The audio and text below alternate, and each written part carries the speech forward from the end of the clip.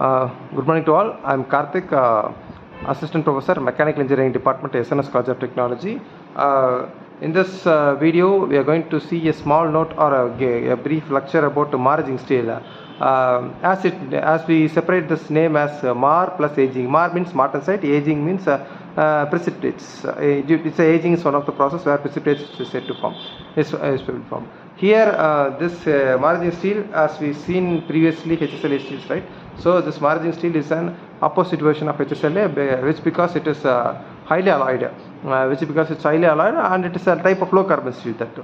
Okay, so this Maraging steel, due to this presence of martensite, this Maraging steel has a very high strength, and its strength goes up to its ultimate tensile strength goes up to 1900 megapascals. As this steels forms martensite upon cooling from alternating temperature. So this martensite which is formed have both toughness and ductility due to the low carbon content. So as in a brief note, we can say this Maraging steels are highly alloyed, but it is low carbon. It comes in a low carbon steel, and second one is that it has high tensile strength of about high strength of about 1900 megapascals, and these steels forms martensite. So as I already discussed in the iron column diagram, in a triple T diagram, we can say martensite is one of the microstructure which produces high hardness and high strength for any steel. So added to that high strength, we can see some toughness and ductility also is present in this steel due to this low carbon. The main composition for this is it has 18% of nickel, 12% of copper, and 0.05% of carbon, and 5% of molybdenum. So due to this addition of these alloys, you can have this as it namely implies that this Maraging has ultra high strength because of the presence of martensite. Second one is that has excellent fracture toughness.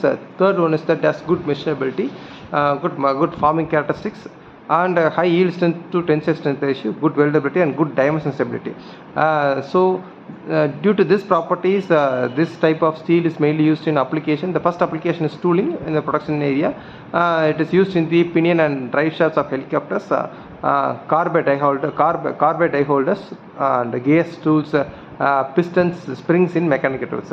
Coming to aerospace, this Maraging steel is mainly used in the landing gears and large rocket motors cases, and jet engine shafts, and ring rolling components.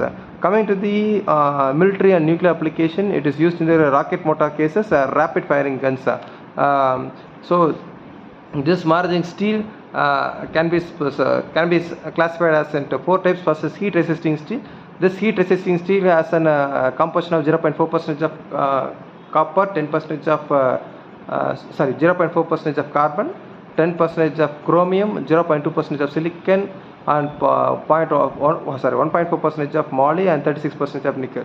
So due to this presence of chromium and nickel, you can easily say it has a creep and oxidation resistance.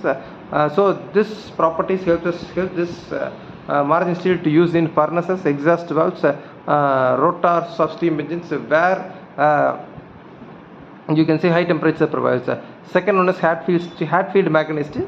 This name implies that it is invented by Mr. Hatfield. So it is used in bucket teeth of JCBs and crushers. The name implies that Hatfield steel is that this steel, if you attempt any deforming work, it gets hardened.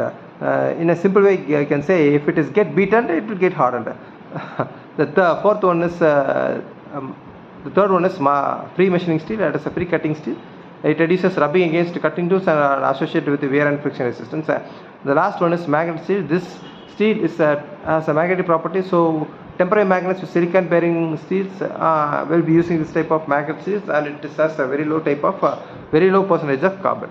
So this Maraging steels, as already implies, that it has it's heavy alloyed and has a high strength. It can be used in heavier applications. Thank you.